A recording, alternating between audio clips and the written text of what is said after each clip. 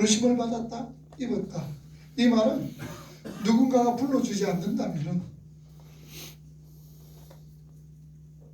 자신은 여전히 잊지 말아야 할 그 장소에 있을 것이라는 말입니다. 오늘 여러분들이 주님이 주일날 불러주시지 않았더라면 여전히 잊지 말아야 할 장소에 있었다는 거지요. 그리고 자신은 보내심을 입은 사도다라고 얘기합니다. 이 사도란 이 말은 보내심을 받은 자다라는 뜻입니다. 자신을 사도로 임명하지 않았더라면 자신은 절대로 그것이 가지 아니할 것이다 라는 그런 내용을 함의하고 있습니다. 그러니까 부르심 그리고 보내심이란 이 말 모두가 우리 인간의 가능성과 자발성을 부정하는 말입니다. 자동차가 아니라 수동태다란 말이 누군가가 불러주셨고 누군가가 보냈다라는 말이죠. 사도행전 9장에 보면 사도 바울이 얼마나 열심을 냈는지 모릅니다. 그래서 대제사장의 공문을 가지고 지금 다메섹으로 가고 있습니다. 왜? 그곳에 있는 예수 믿는 사람을 잡아서 옥에 가두기 위해서였습니다. 사실 사도 바울은 하나님을 믿는다 그러면서 하나님을 섬긴다고 하면서 예수를 믿지를 않았습니다. 그리고 예수 믿는 자로 잡아 가두기 위해서 이곳저곳 다니면서 얼마나 열심을 부리는지 모릅니다. 그런 자들 예수님은 어떻게 표현을 하고 있느냐? 하나님에 대해서는 굉장히 열심히 해요. 그런데 도무지 그 속에서는 예수님 믿음이 없는 겁니다. 이런 자들을 예수님은 뭐라고 표현했느냐? 요한복음 12장 보세요. 그들이 능히 믿지 못한 것은 이 때문이니 곧 이사야가 다시 일렀으되 그들의 눈을 멀게 하시고 그들의 마음을 완고하게 하셨으니 이는 그들로 하여금 눈으로 보고 마음으로 깨닫고 돌이켜 내게 고침을 받지 못하게 하려 함이라 하였습니다. 자, 이 말씀이 뭘 의미하고 있습니까? 예수를 구주로 알지 못하는 자들은 눈먼 자들이다. 그에게 빛이 찾아오셨습니다. 그랬더니 그의 눈이 멀어버립니다. 그 말은 그동안 바울이 봤던 세상은 진짜 세상이 아니었다라는 것을 보여주는 거지요. 그리고 그러한 세상을 진짜 세상으로 바라보던 바울의 눈은 멀어버렸던 것을 우리는 알 수가 있습니다. 이 말은 뭘 의미하고 있습니까? 우리가 내 속에서 예수 그리스도 성령께서 없이 내 자아가 내 중심의 왕이 되고 주인이 되어 살아간다면 우리는 진짜 세상을 바라보지 못하고 있다는 증거예요. 그 눈은 반드시 참된 빛이 올 때는 어두워진다는 얘기죠. 멀어진다는 말입니다. 그렇게 눈먼 자들은 필연적으로 예수를 비판하는 삶을 살게 되죠. 눈이 멀었으니까. 예수를 바라볼 수 있는 눈이 없으니까 예수 믿는 자를 예수를 비판하게 되는 거예요. 오늘 여기서 중요한 것이 무엇이냐? 우리는 육의 눈이 밝은 게 중요한 것이 아닙니다. 비록 육의 눈은 잘 보이지 않는다 할지라도 내 심령의 눈이 밝아 예수 그리스도를 볼 수가 있어야 되고 또한 천국을 바라볼 수 있는 눈들이 있어야 된다는 사실입니다. 그런데 오늘 우리가 육을 입고 이 세상 살아갈 때에 예수 그리스도를 바라보는 눈은 닫혀져 있어요. 천국을 바라보는 눈은 멀어져 있으면서 오직 육신의 눈으로 바라보는 세상의 단양 그것으로 치달으면서 그로 인하여서 기쁨을 얻고 즐거움을 얻고 그로 인해서 행복을 찾아내는 사람들이 우리 주위에 얼마나 많이 있는지 모릅니다. 이렇게 예수에 대하여서 하나님에 대하여서 눈이 먼 자들은 당연코 주님을 대적하게 됩니다. 비판하게 됩니다. 우리 예수 믿는 사람을 괴롭게 하게 된다는 사실입니다. 예수를 의지하지 않고 자신의 힘과 세상의 가능성을 의지하는 것은 그 자체가 예수를 비판한다는 말이에요. 그냥 우리가 예수 믿는 사람을 뭡니까 물리적인 어떤 힘을 가하고 그리고 이렇게 뭐 돌판매짓을 하고 말로서 그래 하는 것이 예수를 비판하는 것도 되지만 그것보다도 우리가 생각하지 않는 것은 내가 내 삶의 왕이 됩니다. 그리고 내 세상의 가능성을 의지합니다. 주님보다도 세상을 더 의지하고 믿고 따릅니다. 이게 뭐냐? 이 삶 자체가 예수를 핍박하는 삶이다라는 것을 우리는 깨달으셔야 돼요. 여러분 666이 뭐라고 그랬습니까? 믿지 않는 자들의 이마에 666 짐승의표를 받는다는 게 뭘 의미하고 있다고 그랬어요? 그 666이 어떤 이마에 혹은 우리 손등에 무슨 표시를 내는 거라고 말씀드렸습니까? 아닙니다.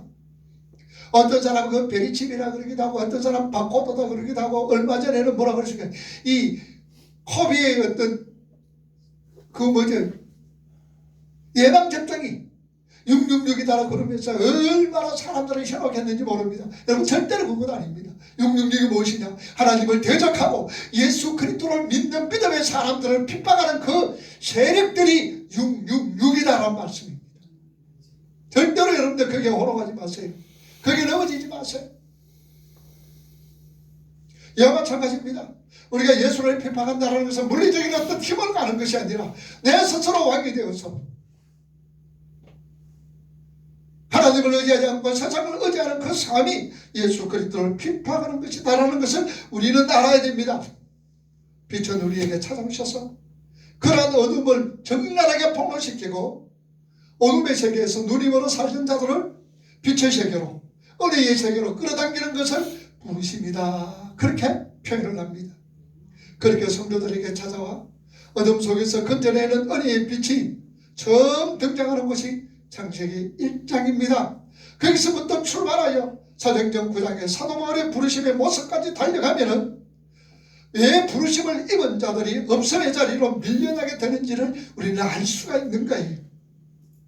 혼돈과 공허와 흑암 뿌리는 이 세상이 빛이 비춰집니다. 하나님께서 태초에 천지를 창조하실 때에 빛이 있으라 하시면 빛이 있었더라. 그 빛이 뭐라 그랬어요? 그 빛은 어둠이 비쳐서 나누어집니다. 오로라 그랬죠. 하나님의 능력, 하나님의 힘, 하나님의 권능, 생명이라고 말씀을 했습니다. 하나님의 그 어둠을 밤이라고 부릅니다. 니고데모가 밤에 예수님께 찾아왔어요. 요한복음 3장에 보면은 그 밤이라는 것은 성경은 우리에게 밤이라는 것은 뭘 의미하고 있다고 그랬어요? 영적 상태가 어두워져 있다는 상태입니다. 예수 그리스도를 바라보지 못하고 예수 그리스도를 믿지 못하는 불신앙의 상태를 어둠, 밤이라고 표현을 합니다. 니고데모가 밤에 왔으며 예수께서 잡히시던 날에도 밤입니다. 가룟 유다가 예수님을 팔기 위해 나갔을 때도 밤이요. 우리 예수님께서 십자가에서 운명하시기 전 온 세상이 3시간 동안 밤이 되었다는 사실입니다. 그렇게 밤은 빛과 낮을 대적하는 개념인 것입니다. 자, 그런데 그 빛은 셋째 날 창조되는 심에 있는 채소들을 키워내는 능력을 갖고 있는 빛이었습니다. 그렇게 어둠을 분리시키고 갈라내고 이 세상의 만물을 존재케 하시고 생육하게 하시는 그 빛은 무엇입니까? 하나님의 능력, 하나님의 권능, 하나님의 생명, 이 자체입니다. 그러니 그 빛이 어디에 왔습니까? 그 빛이 참빛이랍니다. 물론 창세기 1장에 있는 빛컵이 또한 3일째 그 빛을 창조하는 것은 우리의 우주 만물 속에 있습니다. 그러나 그들은 그냥 생명, 하나님의 능력에 불과합니다. 참빛 세상에 왔을 때 그 참빛이 누구예요? 예수 그리스도시다라는 얘기입니다. 세상에 왔지만 자기 땅에 왔지만 자기 백성들이 영접하지 아니했더라 그랬죠. 그러나 영접하는 자, 곧 그 이름을 믿는 자에게는 하나님의 자녀가 되는 권세를 주셨다라고 얘기하고 있습니다. 자, 그런데 민수기에 보면요, 그 빛은 하나님의 얼굴이라 얘기합니다. 그 빛, 하나님의 얼굴은 환님입니다. 환님. 여러분 성소에 들어가면은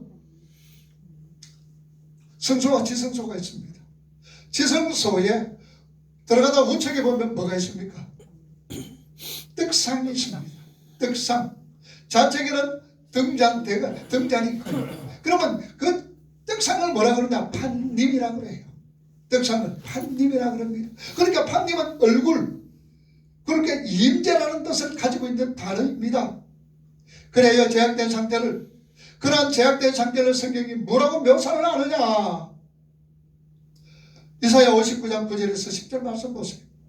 그러므로 정의가 우리에게서 멀고 공의가 우리에게서 미치지 못한즉 우리가 빛을 바라나 어둠뿐이요 밝은 것을 바라나 캄캄한 가운데 행함으로 우리가 맹인같이 남을 더듬으며 또 눈 없는 자같이 두루 더듬으며 낮에도 황혼대같이 넘어지니 우리는 강장한 자 중에서도 죽은 자 같으니라. 우리는 어두운 데 처하여 자, 우리는 어두운 데 처했더라. 성경은요, 타락한 인간 세상을 흑암, 어두움이라고, 그 속에 살아있는 사람을 소경이라고 표현을 하고 있습니다.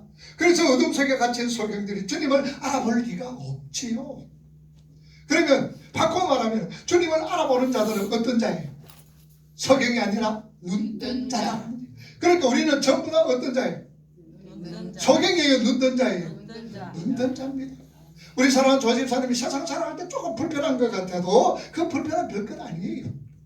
벌써 환하게 눈이 떠서 누굴 바라봐요? 오히려 주님만 바라보고 오히려 천국을 바라보는 그것이 훨씬 더 눈뜨고 사랑하는 우리들보다도 훨씬 더 유리하고 좋을 겁니다. 하나님은요, 참으로 하나님이 낯을 피해 어둠 속으로 들어가 버린 사람들이 제일 먼저 한 것이 뭘까요? 자기들을 지켜줄 안전한 성을 쌓는 겁니다. 나를 지켜주는 것은 성이다. 그래서 가인의 에녹성이라든지 바벨성 뭐 이런 모든 것입니다. 그래서 예수님은 비유를 통하여서 이 세상의 모든 자들은 건축자들이다라고 부르고 있습니다. 그 우리는 사람들은 자신을 지키기 위해서 에녹성을 섭니다. 바벨성을 삽니다. 그러나 우리는 어떤 성을 쌓아야 될까요? 하나님의 성, 거룩한 성, 천국을 우리가 쌓아야 되죠. 근데 천국 어디 있어요? 우리 마음속에 있잖아요. 여기 있다 저기 있다가 아니라 네 마음속에 천국이 있다라고 얘기합니다. 그러면은 천국이 뭐예요? 어떤 장소적인 거라 그랬어요? 아니면 통치적인 것이라 그랬어요? 통치적인 거예요. 하나님이 나를 다스리고 갑니다. 하나님이 나에게 말씀 주실 때 그 말씀대로 이끌려갑니다. 그게 천국의 삶이라는 얘기예요. 그래서 천국을 살아가고 있는 거예요. 참으로 세상의 모든 사람들은 자기 자리의 고정과 안정화를 위하여서 각자 자기의 성을 건축하고 있습니다. 그들이 바로 소경이에요. 그들이 바라볼 수 없는 자들이에요. 하나님이 이들에게 빛을 비춥니다. 그리고 그런 자아의 나라에서 끌어내시는 겁니다. 이게 뭐예요? 부르심이라는 얘기예요. 그들이 자아 자리에서, 우리 자아 자리에서 나를 지켜주고 보호해주는 성을 쌓는 그 자리에서 하나님께서 뭐 하는 거예요? 불러내신단 말입니다. 이게 부르심이에요. 그러기 위해서는 그들이 자신들이 구조가 얼마나 자신들이 추구하고 있고 자신들이 바라고 있는 것이 얼마나 더럽고 추하고 무모하고 추악한 것인지를 먼저 볼 수가 있어야 되는 거예요. 그래서 이사야 42장 보세요. 6절과 7절 16절 보세요. 나 여호와가 의로 너를 불렀은즉 내가 내 손을 잡아 너를 보호하며 너를 세워 백성의 언약과 이방인의 빛이 되게 하리니 내가 눈먼 자들의 눈을 밝히며 갇힌 자를 감옥에서 이끌어내며 흑암에 앉은 자를 감락에서 나오게 하리라. 16절 내가 맹인들을 그들이 알지 못하는 길로 이끌며 그들이 알지 못하는 지름길로 인도하며 암흑이 그 앞에서 광명이 되게 하며 후분내를 곱게 할 것이라. 내가 이 일을 행하여 그들을 버리지 아니하리라. 내가 이 일을 위하여 그들을 버리지 아니하리라. 하나님의 택한 백성들 결코 버리지 아니하리라. 너는 이 말은 성자 예수를 칭합니다. 하나님께서 우리 믿음의 성자 예수 그리스도를 빛으로 어둠의 세상으로 보내주셔서 흑암에 갇혀있는 소경으로 살고 있는 당신의 백성들을 어떻게 건져 오셨을 것이라는 말씀입니다. 그래서 이 말씀이 이사야 42장과 6절과 7절 16절 말씀이 요한복음 1절로 빛이 세상에 왔더라. 하나님께서 그 빛을 세상에 보내셔서 어둠에 살고 있는 당신들의 백성들을 건져 오시겠다라는 이사야 선지자의 예언이 요한복음 1장에 빛이 세상에 왔더라. 그래서 변하고 있는 거예요. 이 예언이 바로 요한복음 1장에 실현시키고 있다는 사실입니다. 참빛 세상에 계셨습니다. 세상은 그로 말미암아 지음받았는데 세상은 그를 알지 못했더라. 요한복음 1장 9절에 말합니다.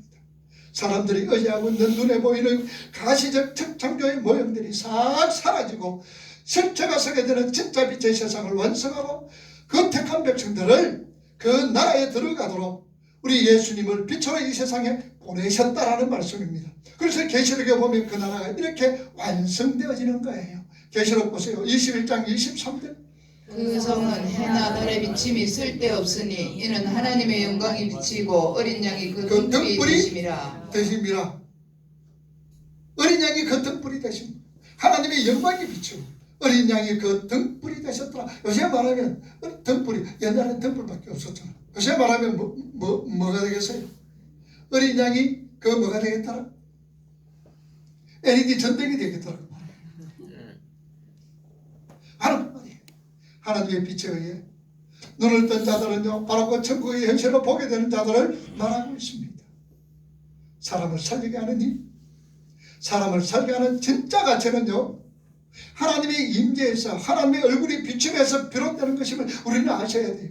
여러분들이 살아있는 힘, 살게 하는 진짜의 가치는 하나님께서 우리에게 찾아오셔서 빛으로 우리를 이끌어 가시는 그 삶이요, 우리를 살게 하는 힘이 되어진다는 말씀입니다. 그리고 이 세상의 가치와 힘은요, 유한한 것입니다. 실체가 아닌 유사한 것이요, 모형이라는 것을 알게 하신다는 얘기죠.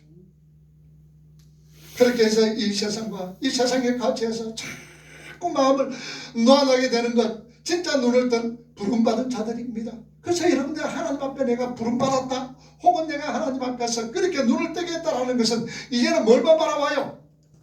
하나님 나라 천국만 소망하는 거예요. 천국 소망하니까 세상의 가치가 점점 어떻게 됩니까? 보잘것없이 되어지는 거예요. 세상의 가치가 멀어지는 거예요. 세상과 멀어지는 거예요. 세상과 멀어지니까 누가 가까워요?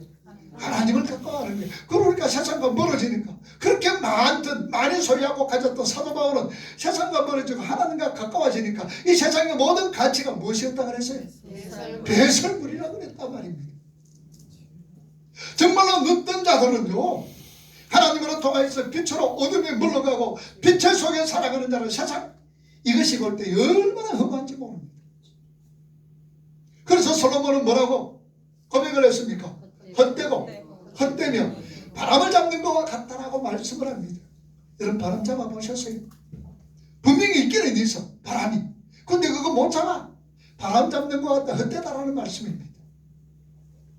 그러나 우리는 헛된 삶이 아니라 보람된 삶을 살기 위해서는 어디에 소망을 두어라? 하나님 나라. 어디에 가치를 두어라? 하나님 나라의 가치를 두고 살아가는 거예요. 물론 우리가 이 세상 살아갈 때 필요한 건 많습니다. 건강도 필요하지요, 물질도 필요하지요, 또 때로 살아가면서 위로도 필요하고 힘도 필요하고 능력도 필요합니다. 하나님 우리에게 다 주시는 거예요. 그러나 그게 뭡니까? 뭐로 사용하라고? 도구로 사용하라고. 여러분, 절대로 잊지 마세요. 그건 내 것 아닙니다. 여러분, 건강, 물질, 내 자신 것 아니에요.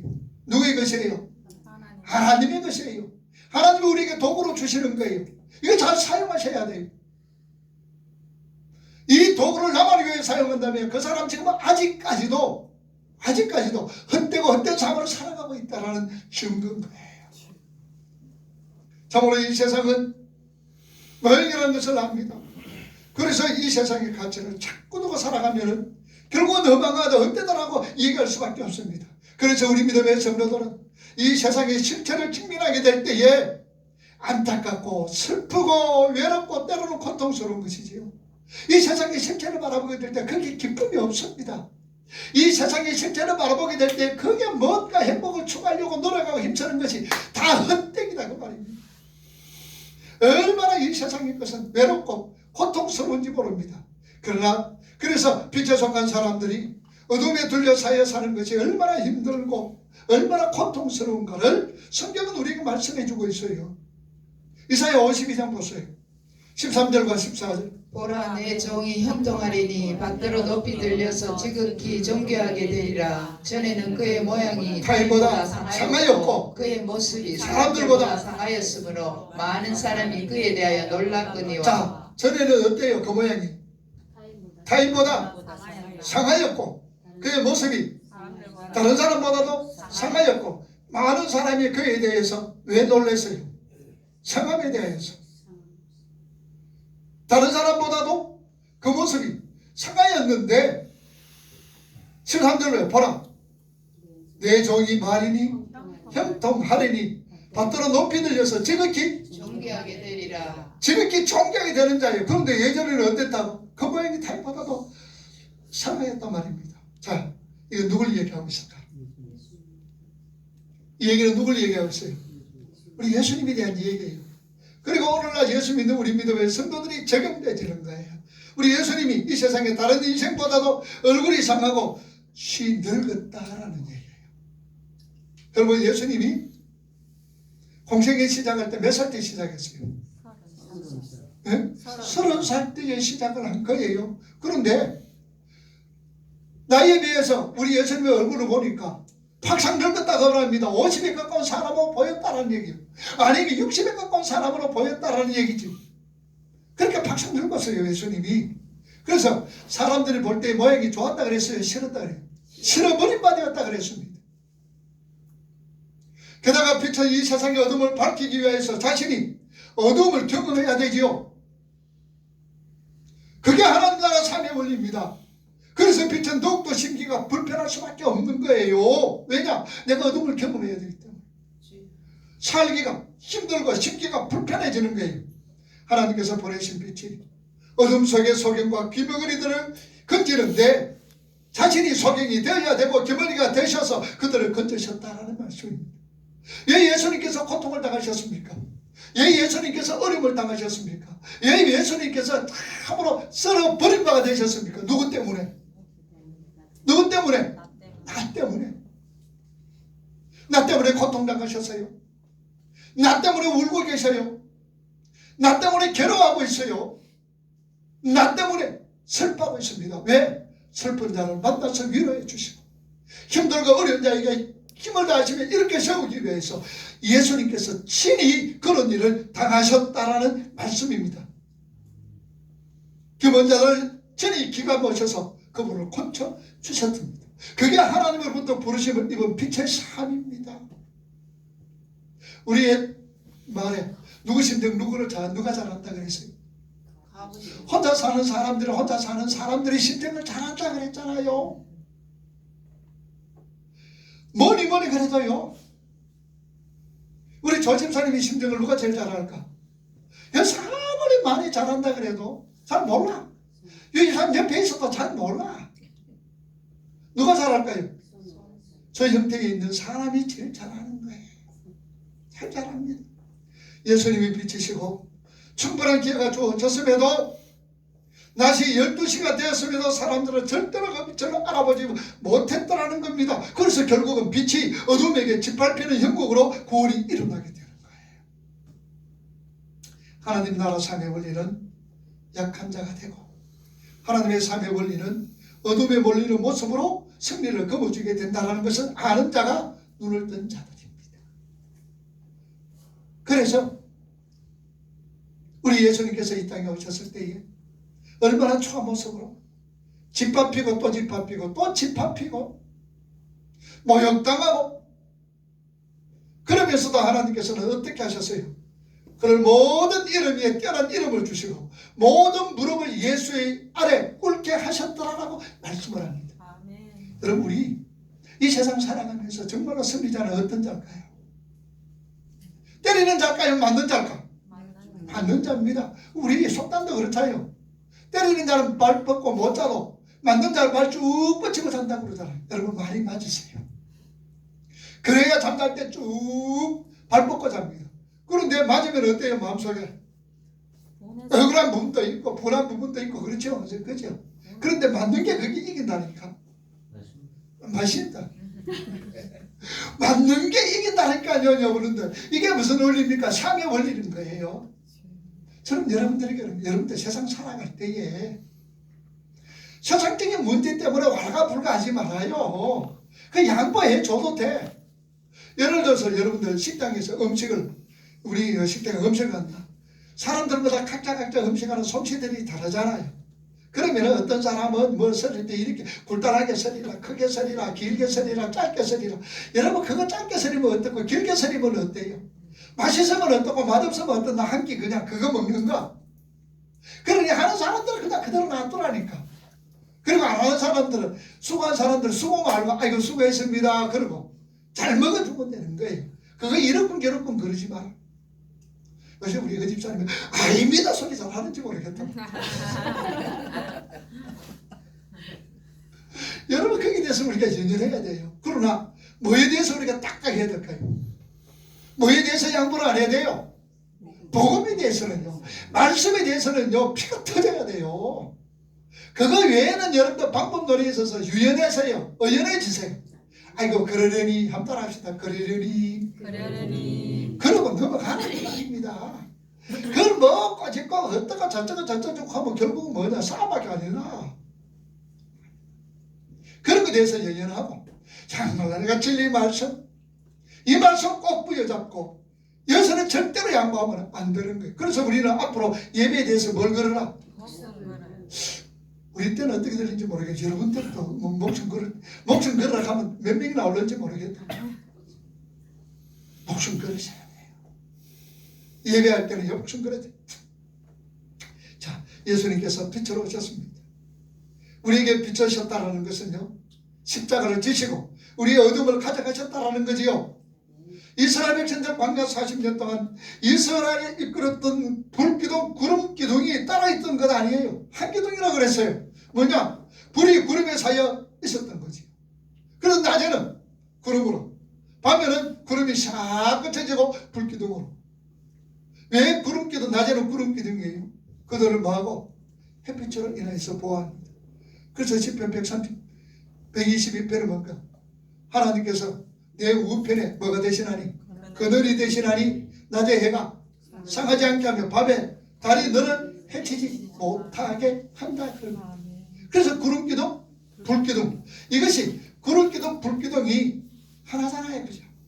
그런데 시편 기자는 또 뭐라고 표현을 하고 있습니까? 내가 비록 사망이 엄침한 꼴짜기로 다닐지라도 해맞는 것 두려워하지 않는 것은 주께서 나와 함께 하심이라. 주의 지팡이가 막대기가 나를 안위하십니다.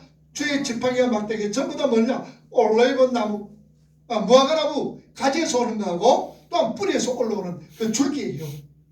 같은 맥락에서 우리가 물론 모양은 달라요. 그러나 하나님께서 지켜주시고 보호해 주신다는 의미 속에서 있는 거예요. 그러니 그분이 이스라엘 인도하여 약속의 땅으로 집어넣으셨습니다. 왜 불기둥입니까? 이스라엘 백성들이 어둠이기 때문입니다. 그래서 불기둥인 거예요. 사도행전 2장에서 교회가 탄생될 때 어떻습니까? 불의 혀가 등장하죠. 성령께서 역사하실 때 불의 혀같이 그들에게 임하였더라 그러고 있습니다. 어둠에 있던 자들에게 빛이 임하여 빛으로 끌어내는 사건이 구원이라는 것을 우리에게 보여줍니다. 자, 그런데 하나님께서 우리를 빛으로 비추시는 우리에게 너희는 세상의 무엇이다? 빛이다. 너희는 세상의 무엇이다? 빛이다. 그 무슨 빛이에요? 우리가 그 빛을 바라는 게 뭘까? 효과적인 영광이라 그랬잖아요. 너희는 세상의 빛이다. 효과적인 영광. 그리고 하나님께서 선언해 버립니다. 그리고 빛으로 살라고 말씀하고 있죠. 에베소 5장 8절 보세요. 너희가 전에는 어둠이더니 이제는 주 안에서 빛이라. 빛의 자녀들처럼 행하라. 전에는 어둠이었더니 이제는 뭐라? 주 안에서 빛이라. 빛의 자녀답게 살아라. 자녀답게 행하라 그러고 있습니다. 성도는 빛에 대해 어둠에서 나와서 다시 어둠에게 먹히는 빛의 삶으로 보내지는 겁니다. 성경에 이런 성도들의 삶은 착한 행실, 빛의 자녀의 삶이라고 말씀을 하고 있습니다. 이렇게 착한 행실로 하나님의 영광을 드러내는 삶을 우리가 살아야 합니다. 그게 바로 빛으로 부르심을 받은 자입니다. 그래서 우리 삶 속에서 항상 효과적인 영광이 나타나야 되는 거예요. 그 영광이 뭐라고 그랬어요? 뭐가 나타나야 된다고? 하나님의 성품, 하나님의 성품이 예수 그리스도로 통해서 하나님의 발산된 영광이, 그 발산된 영광이 우리에게 효과적인 영광으로 나타나는 거예요. 그래서 우리는 내 이웃들에게 효과적인 영광, 예수 그리스도의 하나님의 신성, 하나님의 성품을 그들에게 보여줘야 되는 거예요. 그걸 가라, 구별되게 살아라, 의롭고 진리와 성령의 아버지 열매가 우리들의 삶 속에서 있는 거예요. 사랑과 희락과 화평과 인내와 자비와 양성과 충성과 온유와 절제, 이 성령의 9가지 열매가 다른 사람들에게 비춰져. 이걸 무슨 효과적인 영광이라고 그러고 있잖아요. 빛으로 부르심을 입은 자들이 어떤 삶으로 보내심을 받았습니까? 자기 목숨을 잃은 삶으로 보내집니다. 이게 바로 빛의 삶입니다. 빛의 삶의 사람들은 내 자신이 뭐가 되는 거예요? 부인되어지는 거예요. 내 자신이 부인되어지는 거예요. 그러니까 자기 십자가가 뭐라고 그랬어요? 자기 십자가 지고 우리는 말하는 그 십자가는 예수 그리스도밖에 없어요. 그런데 내 십자가는 뭘까? 내 자신의 예습관, 아직까지 고쳐지지 못했던 내 습관이 그것 지고 우리가 가는 거예요. 나를 예비기고 나를 욕먹이는 그런 사람이 내 십자가고는 아니란 말이에요. 나의 예습관이 십자가인 거예요. 그 빛은. 그래서 예수님께서 소경 속에 이런 어둠 속에서 소경으로 살던 사도 바울에게 빛으로 찾아가셔서 그를 부르신 다음에 그의 삶이 어떻게 끌려갈 것이라고 말씀하고 있습니까? 사도행전 9장 보세요. 15절과 16절. 주께서 이르시되 가라, 이 사람은 내 이름을 이방인과 임금들과 이스라엘 자손들에게 전하기 위하여 택한 나의 그릇이라. 그가 내 이름을 위하여 얼마나 고난을 받아야 할 것을 내가 그에게 보이리라 하시니. 그의 삶이 참비신 예수님의 삶처럼 해받는 삶이 된다, 고통받는 삶이 된다라고 말씀하고 있습니다. 하나님의 복음은요, 우리 사람의 지혜와 노력으로 이해가 되지는 않습니다. 하나님의 부르심은요, 오직 하나님의 영광만을 드러내게 되어 있습니다. 그래서 부르심을 입은 자들은요, 이 세상의 불가능함과 자신의 더러움에 치를 떨어야 되는 거예요. 그래서 사도 바울이 고린도후서 12장에 자신의 부르심과 사도직에 대한 변증을 하면서 자신의 약함을 내가 부족함을 이렇게 나열하면서 그것을 자랑하고 있는 거예요. 그게 내가 부르심을 입었다는 증거고 사도의 증거라는 겁니다. 내 약함을 자랑하는 것, 내 부족함을 자랑하는 것, 이것이 부르심과 사도라는 증거라는 얘기죠. 근데 우리는 어때요? 나의 자신의 약함과 부족함을 나열하면서 그것으로 자신의 자랑을 삼은 적이 있느냐 그 말이에요. 내 부족함, 내 핸디캡, 내 연약함을 드러내면서 그거 자랑해 본 적이 있느냐 그 말이에요. 우리는 뭘 자랑해요? 내 자랑, 내 가지고 있는 힘, 내 가지고 있는 재능, 내 가지고 있는 세상의 어떤 뭐라 그러게 스펙, 이런 거 자랑하지. 내 부족하고 연약함도 자랑해 본 적이 없단 말이에요. 여러분, 자랑한다는 말이 무슨, 내 부족을 자랑한다는 게 뭐예요? 덜쳐내는 거잖아요. 내 부족이 자랑되어지는 거, 덜쳐지는 겁니다. 그러니까 내 부족이 내가 흙입니다, 먼지입니다, 티끌입니다, 자꾸 이것이 드러나게 될 때 우리는 누구에게로 가까이 가요? 하나님께로 가까이 하면 이걸 뭐라 그러세요? 무슨 생활? 신앙생활이라고 그러죠. 그러니까 신앙생활의 목적은 내 부족이 자꾸 덜추어지는 거, 내 연약이 자꾸 덜추어지는 거. 여러분, 이거 덜추어진다고 부끄러워하지 마라 말입니다. 그래야 내가 하나님께로 더 가까이 가는 거예요. 내 옛 모습이 덜추어지고 내 옛 습관이 덜추어진다고 해서 기죽을 이유가 없다는 얘기예요. 이게 덜추어질 때 우리는 더욱더 하나님께로 가까이 하게 되는 거예요. 그래서 우리는 이거 자랑하는 거 힘들잖아. 내 부족이 덜추어지는 거 자존심 상하잖아요. 그래서 우리 뭐 해야 되느냐? 기도하는 거예요. 그래서 기도하는 거예요. 그래서 예수의 십자가 공로 이해한 사람, 말라기에서 보면 뭐라고 그럽니까? 칠하는 광선이라고 그랬어요. 하나님의 불은요, 소멸하는 불이에요. 다 태우는 불이에요. 그런데 뭘 태웁니까? 죄악을 태우는 거예요. 불의를 태우는 거예요. 다 소멸시키는 거예요. 그런데 우리 믿음의 성도들에게는 무슨 광선이다? 치유의 광선이다. 우리 하나님께 똑같은 불이지만 우리에게는 치유의 광선입니다. 그 빛을 이용하여서 자신의 빛됨을 입증하는 자들은요, 그 빛에 의해 심판을 받고 멸망과 당하게 됩니다. 그러나 치유의 광선으로 우리에게 비춰질 때에 그는 하나님의 백성인 거예요. 그래서 우리는 오늘 저와 여러분들은 예수 그리스도의 보혈의 피만 의지하고, 그리고 자신과 세상에서 자꾸 우리가 실망해야 되는 거예요. 내 자신의 실망을 하고 세상 바라보면서 실망하고, 이게 뭐냐? 예수 그리스도의 삶이요, 이게 바로 부르심을 받은 성도들의 삶이다라는 얘기예요. 그래서 부름을 받은 성도들은 이 세상에 대해서 뭐하라? 자꾸 실망하라. 자꾸 실망하셔야 돼요. 그래야 우리가 주님께로 가잖아요. 그게 예수의 삶입니다. 이게 바로 부르심 받은 성도의 삶인 것을 알고 우리는 늘 우리 부족을 깨닫고 그 부르심의 자리에 나왔습니다. 그리고 하나님의 성품, 그 성품을 닮아가며 그 성품을 이웃들에게 보여주고 이웃들에게 나누어주는 그런 삶이 부르심을 받은 자의 삶, 우리 성도의 삶인 것을 기억하시면서 날마다 하나님 나라 소망 가운데서 눈먼 소경이 아니라 예수 그리스도의 십자가로 통하여서 그 빛으로 인하여서 우리는 눈뜬 자입니다. 우리는 눈뜬 자예요. 그런데 이 눈뜬 자가 어디로 보내심을 받은 거예요? 세상으로, 어둠으로 보내신 거예요. 그 어둠에 빛이 가서 환하게 해야 되는데 그만 이 빛이 세상에 들어 비치자마자 어둠과 짝짝꿍 해보면 안 된다 그 말이에요. 그래서 우리는 세상을 환하게 비추는 부름받은 자. 그러면 세상을 비추기 위해서는 어떻게 돼요? 내가 살아있어야 돼요? 뭐 해야 돼요? 여러분 불은 뭡니까? 불은 희생할 때에 타는 거예요. 그래서 세상의 부름을 받은 자들은 세상에 이기려고 그러지 말아요. 이기려고 그러면 그게 지는 거예요. 내가 죽고 또 죽고 밟히고 또 밟힐 때에 그때에 비로소 우리는 세상을 극복하고 이긴 자로서 세워지는 거예요. 이게 부름받은 자의 삶인 것을, 이게 예수의 삶인 것을 꼭 기억하시고 이 길로 잘 이끌림 받고 달려갈 수 있는 오늘 저와 여러분이 되기를 주님의 이름으로 축복합니다. 아멘. 기도하겠습니다.